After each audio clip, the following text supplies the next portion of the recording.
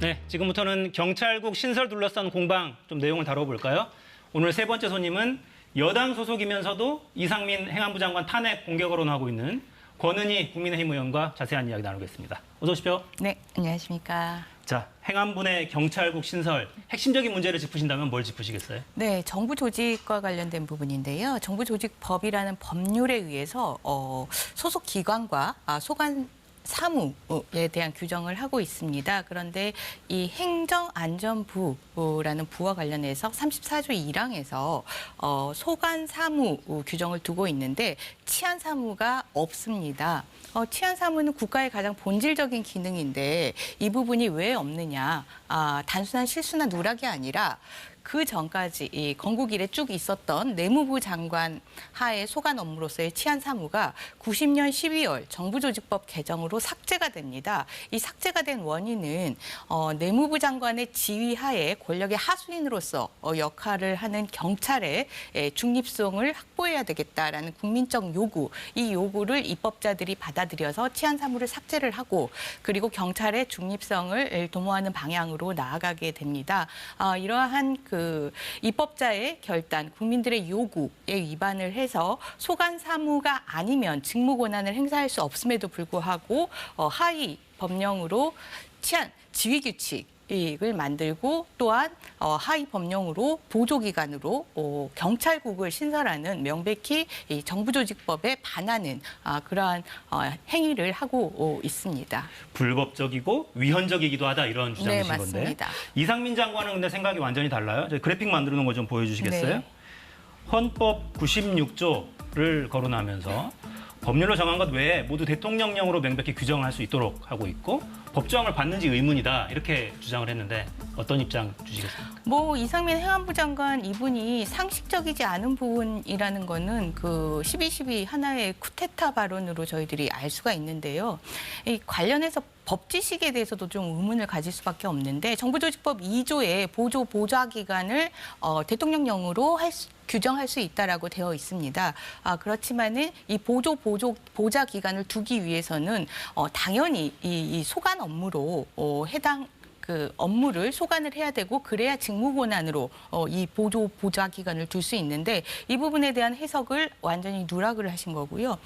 이런 부분에 있어서 살펴봐야 될 것들이 한두 가지가 아님에도 불구하고 의도적인 건지 아니면은 정말 그동안의 지식을 다 날려 먹으신 건지 이런 부분들을 이런 위법한 행위들을 반복하고 있습니다. 네. 자, 법적인 부분은 그렇고 이 부분은 어때요? 그동안은 민정수석실에서 경찰을 음성적으로 지휘 감독했다면 네. 이제는 좀 행정부 내에 공식적인 기구를 두어서 그 조직을 통해서 정상화하자는 거 아니냐 이런 주장도 계속 하잖아요. 어떤 입장이십니까?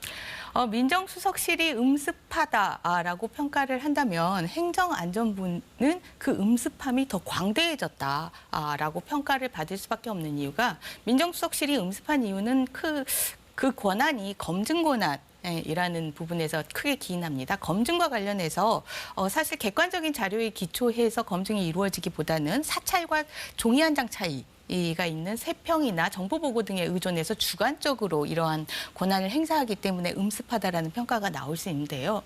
행안부 장관이 본인이 스스로 인사제청권을 주장을 하고 있는데 인사제청권은 우리 경찰공무법상 인사와 관련해서 절차적인 이런 권한에 불과하기 때문에 그 실질에 있어서 객관적으로 투명하게 담보할 수 있는 그런 그 권한이 아닙니다. 예컨대 제가 정확하게 비교를 해드리자면 경찰공무법상 이 인사는 능력 실증에 의해서 이루어지도록 하고 있고요. 네. 능력 실증이 이루어지도록 하기 위해서는 시스템이 갖춰져야 됩니다. 투명한 시스템이. 지금 현재 경찰과 관련해서 지금 총경 승진 대상자들이 경정. 일선서에서는 과장급인데요. 이 과장급들이 소속 업무에 대해서 해당 과의 업무에 대해서 매일매일 업무 보고서를 작성을 해서 그 서장에게 공유를 하고 이 업무 보고서에 기반을 해서 매일매일 작성되는 업무 보고서를 기반으로 해서 서장은 이 1차 평정권자로서 경정의 업무 능력을 평가를 하게 됩니다. 이렇게 객관적인 자료를 가지고 평가할 수 있는 시스템이 마련이 되어 있는 거고요. 그런 시스템에 의한 평가가 투명한 인사평가고 그리고 능력 실증의 법에 따른 인사인데 행정안전부 장관은 잘 아시다시피 이러한 객관적인 자료와 관련된 시스템 내부에 있는 사람이 아닙니다. 고작 경찰을 접한다라고 한다면 지난번에 문제가 됐을 때처럼 느닷없이 지구대를 찾아간다든지 아니면 지방청을 순회하면서 소통하는 그런 연기를 한다든지 하는 식으로 문제가 있을 때 흩어가는 식 아니면 추석이나 설 전에 치안 사무와 관련해 가지고 점검하는 수준으로 뭐 한 10분 정도 가는 수준인데 그런 수준의 행안부 장관이 인사제청권을 행사하기 위해서는 어쩔 수 없이 세평이나 정보보고에 의존할 수밖에 없는 거고 결국은 민정수석실과 동일한 그런 권한 행사를 할 수밖에 없는 거고 이 부분 지난번에 스스로 행안부 장관 이상민 장관이 말하지 않았습니까? 스스로 고백했습니다. 현 정부의 치안 정감들과 관련해가지고 세평에 따르면 정치 권력과 유착된 그런 평이 있다라고 해서 본인이 행사할 권한이 결국은 주관적이고 자의적일 수밖에 없다라는 부분들을 인정을 했습니다. 그렇기 때문에 민정수석실이 음습하다면 행정안전부 장관의 인사와 관련된 권한은 음습한 데다가 광대하기까지 하다라고 말씀드릴 수 있습니다. 일단 행안부 장관 탄핵 추진 주장을 계속 하고 네. 계시고요. 민주당에서는 근데 권한쟁의 심판이나 해임 건의안도 고려하고 있는 걸로 보입니다. 방침이 정리되어 있지는 않은 것 같은데 이 여러 방안 중에 장관 탄핵을 주되게 더 주장하시는 이유가 특별히 있습니까?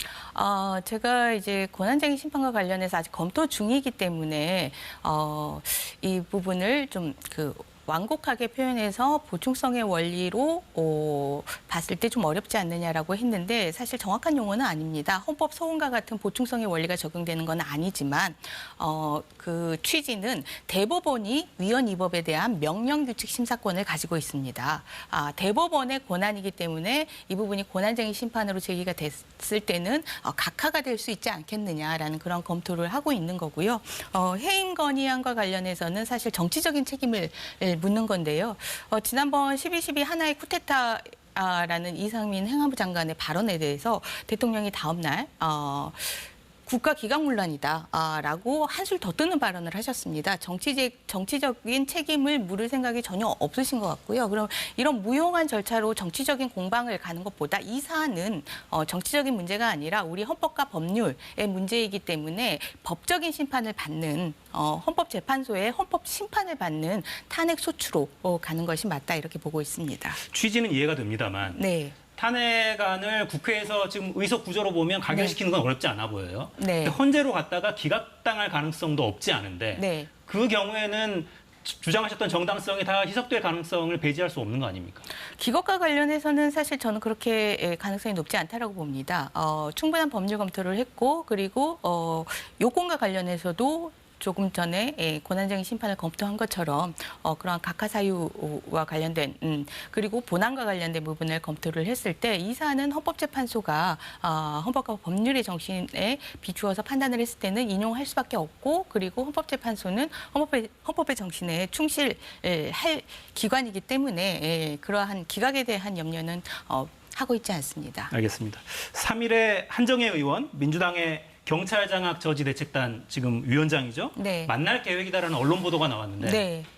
지금 일정을 잡고 만날 계획이고요. 만나서 이야기할 수 있는 자료로 지금 이 권한쟁의 심판 그리고 탄핵 소추와 관련된 법적 검토 자료를 준비를 하고 있고 그리고 해임 건의안과 관련된 정치적 책임이 지금 여러 가지 상황으로 봤을 때 무의미한 오히려 정치적 공방으로 흘러갈 수 있다라는 부분들에 대해서 제 의견을 얘기할 생각이고 그리고 탄핵 소추와 관련해서 더불어민주당에서 전반적으로 위법하고 위헌적인 거는 맞지만 이상민 행안부 장관의 이 하위 법령 제정이 맞지만 탄핵 소추로 인해서 이게 정치 쟁점화되지 않을까라는 부분들에 대해서 우려를 하고 있는데 정치 쟁점화하지 않기 위해서 오히려 헌법재판소의 법적인 심판대에 이것을 올려야 된다라는 부분들을 설득할 생각입니다. 정쟁의 저울에 달지 말고 법의 네. 심판대에 세우자 네. 이런 주장이시군요. 기각될 가능성도 낮지 않겠나 네. 이런 판단이시고요. 자, 조금 전에 들어온 속보를 하나 전해드리죠. 초대 경찰국장 인선 발표가 행안부에서 있었던 모양이에요. 오늘 안에 발표를 할 거라고 예고를 했었는데 지금 지명이 된 모양입니다. 김순호 초대 경찰국장 후보자입니다. 경찰청 국가수사본부의 안보수사국장 지금 진행하고 있고요. 수원 남부경찰서 서장, 경기 남부경찰청 경무부장 등을 거친 분입니다. 자, 이 인선에 대해서는 따로 평가할 근거가 좀 있으십니까? 뭐 인선과 관련해서 지금 평가를 한다라는 게 무의미하고, 왜냐하면은 그 행안부 장관이 인선을 하는 기준은 딱 하나였겠죠. 행안부 장관의 지휘에 잘 응해서 경찰청의 어떠한 각종 반발이나 이런 부분들을 잘 무마시키고, 그리고 행안부 장관이 행하는 지휘를 경찰청에 관철시킬 수 있는 뭐 그런 자격일 거기 때문에 사실은 평가를 한다는 것 자체가 무의미하다라고 생각합니다. 지금까지 쭉 말씀하시는 걸 보면 구성을 어떻게 하느냐, 운용을 어떻게 하느냐, 이거에 따라서 경찰의 어떤 조직적인 반발이 좀 수그러들지 않겠나, 이런 해석은 전혀 가치가 없다고 그냥 보시는 거군요. 전혀 무가치합니다. 행안부 장관이 지금 총경 이상의 인사권을 행사를 하겠다라고 했는데, 이거는 이제 민정수석실에서 과거에 이제 검증 또 문제가 있지만, 이 검증이라고 하는 부분은 몇몇을 발탁해서 넣어놓거나 아니면 정권에서 판단을 했을 때 몇몇을 빼내거나 하는 정도의 그런 규모였다면, 이 행안부 장관은 총경 이상이기 때문에 전국의 3,000명 이상의 경정부터 해서 그 목줄을 잡고 있는 겁니다. 전체가 다 경찰이 행안부 장관의 손안에 다 들어와 있는 거고요. 경정 이상이라고 한다라면 중간 관리자로서 현장에 직접적인 영향을 미칠 뿐만 아니라 경정 이상부터는 계급 정년에 들어갑니다. 그래서 일정 연한 이내에 상위 직급으로 승진하지 못하면 연령 정년이 아니더라도 경찰을 퇴직해야 되는 거죠. 네. 아주 절박하게 그 목줄에 매여 있어야 되는 그런 상황입니다. 인사권을 통해서 결국 경찰을 장악하려는 거 아니냐, 네. 이런 의심을 하고 계시고요. 최근에 보면 경찰대 문제도 제기를 하고 있어요. 대통령실에서도 비슷한 입장을 냈고, 경찰대 졸업하고 바로 7급 임용되는 게 이 공정에 반하지 않냐, 이런 주장을 내놓고 있는데, 이 판단에 대해서는 어떤 입장이십니까? 그 경찰을 전혀 모르시는 분이다라는 이게 판단을 할 수밖에 없는 건데, 전혀 모른다. 이 경찰을 졸업하고 7급으로 임명되는 부분은 이제 우리 기존의 인재 양성 제도에서 70년대에서 90년대에 있었던 특별 채용 제도죠. 특수목적 대학을 설립을 하고 특별 채용을 했는데, 경찰대뿐만 아니라 세무대나 철도대 같이 해서 7급이나 8급으로 특별 채용을 했습니다. 그런데 이러한 부분들이 사회적 변화에 따라서 세무대는 폐지되고 철도대는 그 민간의 법인으로 운영권이 넘어가는 그런 일이 있었고, 그리고 경찰대와 관련해서도 사회적 변화에 따라서 변화돼야 된다라고 해서 4년 전에 국비 지원이었다가 이제 4학년만 국비 지원을 하고, 군대와 관련해서도 정경 소대장으로 그 군의 의무를 다했다가 지금은 군으로 가야 되는 그러한 변화들을 수용을 했고, 그리고 인원 역시 절반으로 줄여서 50명으로 하는 그러한 변화가 있었는데요. 지금 문제는 이러한 제도적인 특별 채용이 만들어진 제도가 사회적 변화에 따라서 바뀌어야 되는 그것은 논의를 해야 되는 부분이고, 그렇다고 그러한 제도 안에 들어와 있는 이 고등학교 때 열심히 공부해서 경찰대에 들어가 있는 이 학생들에 대해서 너희들은 기득권과 불공정한 세력이다라고 규정을 짓는 형식인데, 이런 식으로 얘기를 하시면 안 됐고, 지금 경찰의 문제는 이 경찰대 출신들이 고위직을 독점하는 이 부분에 문제가 있습니다. 그런 고위직을 독점하는 인사 문제에 대해서 어떻게 해야 되냐, 단순하게 접근할 것이 아니라 계급을 11계급을 7 내지 8계급으로 줄이고, 그래서 인사와 관련해서 그 치열한 경쟁 구조를 완화를 해주고, 그리고 현장 중심으로 현장에서 많이 오래 경력을 가진 그런 그 경찰관들에게 인사와 관련해서 가점을 줌으로써 이 현장 우선의 승진 제도를 운영을 함으로써 이러한 인사 문제를 해결할 수 있는 것이고요.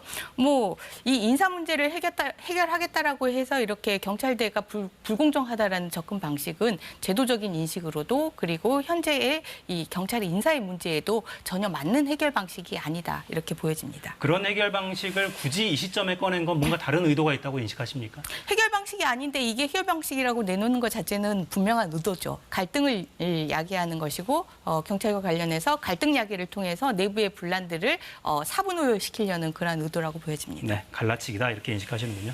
자, 영상 하나 보고 이어가겠습니다. 윤석열 대통령이 오늘 서울 신촌지구대 방문했습니다. 영상 보시겠습니다.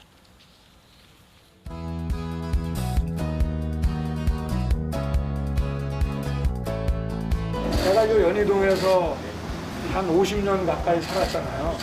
그래서 옛날 이 신촌 파출소를 되게 낯익어, 여기가. 아, 반갑네, 정말.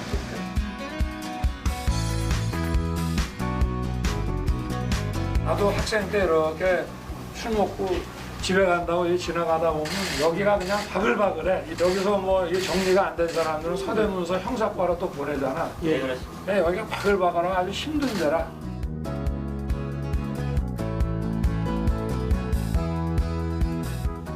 네, 국가 기강문란 경찰 비판했던 대통령이 오늘은 지구대 방문해서 격려를 했습니다. 이걸로 아마 이 한 차례 행사로 경찰 내부 반발 무마가 되진 않을 테고, 근데 국가경찰위원회를 뭔가 실질화하거나 뭔가 이제 경찰의 권한이 커지긴 하니까요. 검찰이 갖고 있는 수사권도 상당 부분 넘어오고 대공수사권도 이제 이관되게 되고 경찰을 뭔가 좀 민주적으로 통제하고 견제할 장치는 필요하지 않냐 이런 이야기는 계속 나옵니다. 어떻게 해야 됩니까 그럼? 당연합니다. 그런데 좀 정정을 드리고 싶은 게 뭐 제도적으로 권한이 커졌다 이게 아니라 자율성이 좀 더 확보가 됐다. 라고 보시면 될 것 같고요. 예전에 검찰에 완벽하게 종속되었던 조직이었다가 이제 사후의 보안 방식으로 업무 방식이 변화하면서 자율성이 좀 더 커졌고 이 자율성에 대한 견제와 통제는 당연히 필요합니다. 견제와 통제를 위해서 우리 경찰법은 91년도에 경찰위원회를 두고 있고요. 이 경찰위원회는 우리나라뿐만 아니라 세계 여러 기관에서 경찰을 견제하기 위한 그런 제도로 운영을 하고 있습니다. 그런데 우리나라는 뭐 영국과 비교하더라도 영국은 그 위원회에 현직 법관이 들어가 있고 그리고 일반 시민들이 거기에 들어가 있는 그러한 구성으로 좀 다양화되어 있고 위원회의 자격을 실질화하고 법정화하고 있습니다. 그런데 우리 그 경찰위원회는 대통령이 그 7명 전원을 그냥 임명을 하도록 하면서 위원회에 대한 자격을 법정화하지는 않고 있습니다. 네. 그래서 이런 부분들이 위원회가 실질화되지 못하는 그런 기능이고 거수기로 역할하는 그런 기능인데요. 이번에 이와 관련해서 사개특위를 통해서 내지는 행정안전 상임위를 통해서 경찰위원회에 대통령 뿐만 아니라 국회 추천